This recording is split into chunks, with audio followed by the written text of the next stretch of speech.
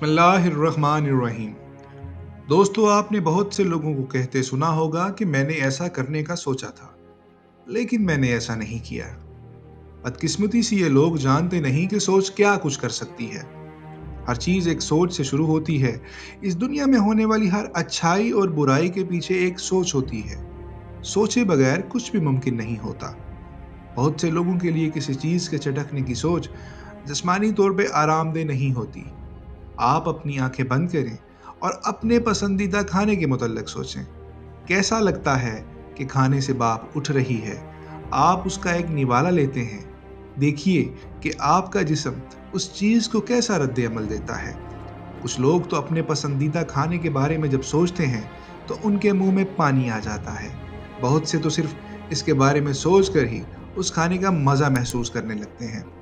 دوستو، جب آپ اپنی زندگی کے خوبصورت لمحات یا اچھے واقعات کے بارے میں سوچتے ہیں تو آپ بہت بہتر محسوس کرنے لگتے ہیں، اور جب آپ ناکامیوں یا منفی صورتحال کے بارے میں سوچتے ہیں تو آپ کا جسم منفی رد عمل کا اظہار کرتا ہے اور آپ خود کو کمزور اور ناتواں محسوس کرنے لگتے ہیں۔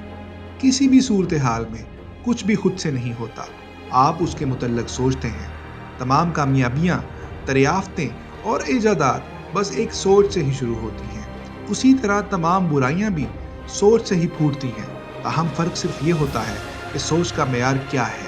بعض اوقات سوچ منفی ہوتی ہے اور بعض اوقات مثبت۔ ایک دفعہ ایک شخص اپنے دوست کو جیل میں ملا جس پر بینک فراڈ کا الزام تھا۔ اس نے بتایا کہ اس نے زندگی کے 15 سال تک بینک میں ایمانداری سے کام کیا۔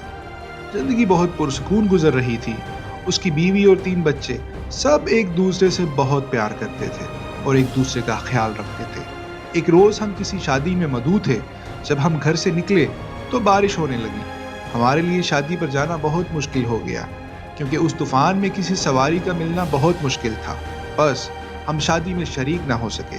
اگرچہ اس کی بیوی اور بچے بہت تعاون کرنے والے تھے، انہوں نے بالکل بھی شکایت نہیں کی، لیکن اسے بہت برا محسوس ہوا کہ وہ اپنے خاندان کے لیے ایک نئی کار بھی نہیں خرید سکتا۔ کہتے ہیں کہ نیک گمان رکھنا ہی عبادت حسنہ ہے۔ رات کو اس نے سوچا کہ وہ اپنے دفتر میں کام زیادہ کرتا ہے اور معاوضہ کم لیتا ہے، اسے ضرور اس سے زیادہ وصول کرنا چاہیے۔ اس سوچ کے ساتھ وہ اپنے کام کے متعلق اس کا رویہ بدل گیا۔ کام میں اس کی دلچسپی کم ہونے لگی۔ وہ اپنے ساتھیوں پر نکتہ چینی کرتا اور وہ سوچتے کہ شاید اسے کوئی ذاتی مسئلہ ہوگا۔ اگلے کچھ ہفتے وہ بینک میں آنے والے تمام لوگوں اور ساتھیوں کی کاروں، گھروں، کپڑوں اور ذاتی اشیاء پر غور کرنے لگا۔ اس کے گھر والوں نے بھی اس تبدیلی کو بہت محسوس کیا لیکن خاموش رہے۔ ہر رات وہ سوچتا کہ کس طرح وہ اپنا حصہ وصول کر سکتا ہے، اور بالآخر اس نے فراڈ کا منصوبہ بنایا۔ اس نے 19 لاکھ خرد برد کر دیے۔